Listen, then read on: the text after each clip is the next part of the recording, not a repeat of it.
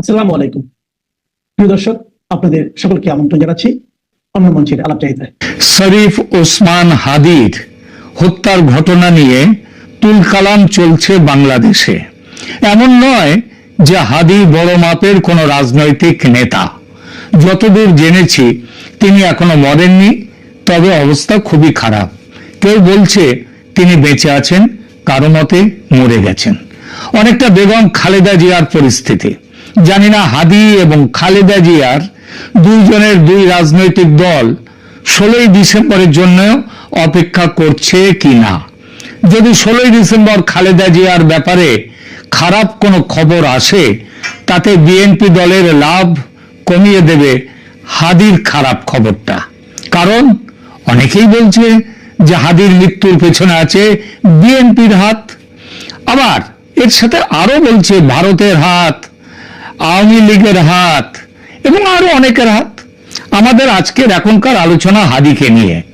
কে তাকে হত্যা করেছে, কেন হত্যা করেছে, বাংলাদেশের নির্বাচনে এই হত্যার কি প্রভাব ও আগামী দিনে বাংলাদেশ কোন পথে চলেছে, এই বিষয়টিকে কেন্দ্র করে সেটা এখানে খুঁজবো। একেবারে গোয়েন্দা গল্পের প্লট। আমরা চেষ্টা করব খুনিকে খুঁজতে।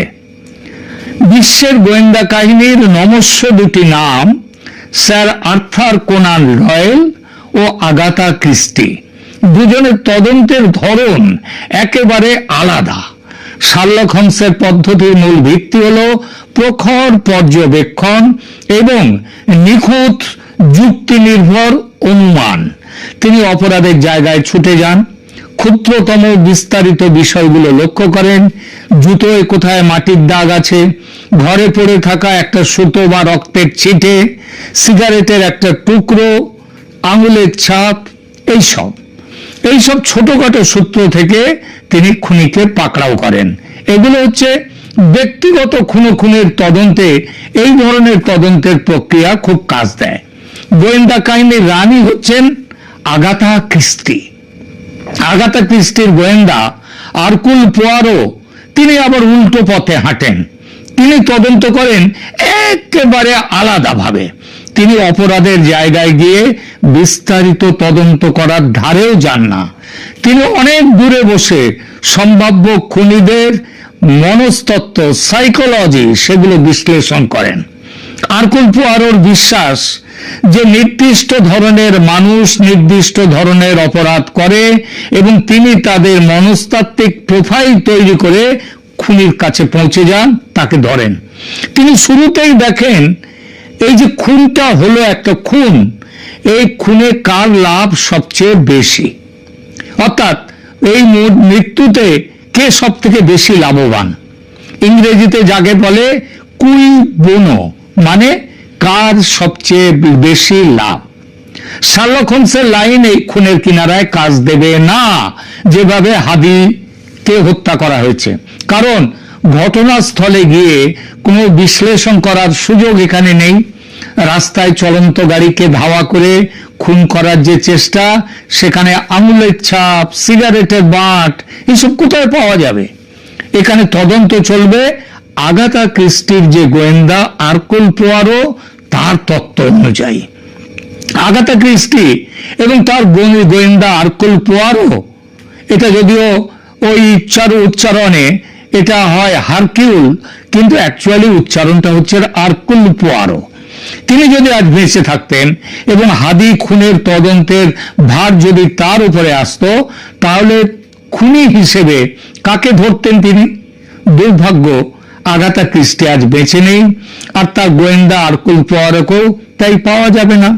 কিন্তু তারা না থাকলেও তাদের চিন্তাধারা বা থট প্রসেস, সেটা তো আছে পৃথিবীতে এবং ভালোভাবেই আছে।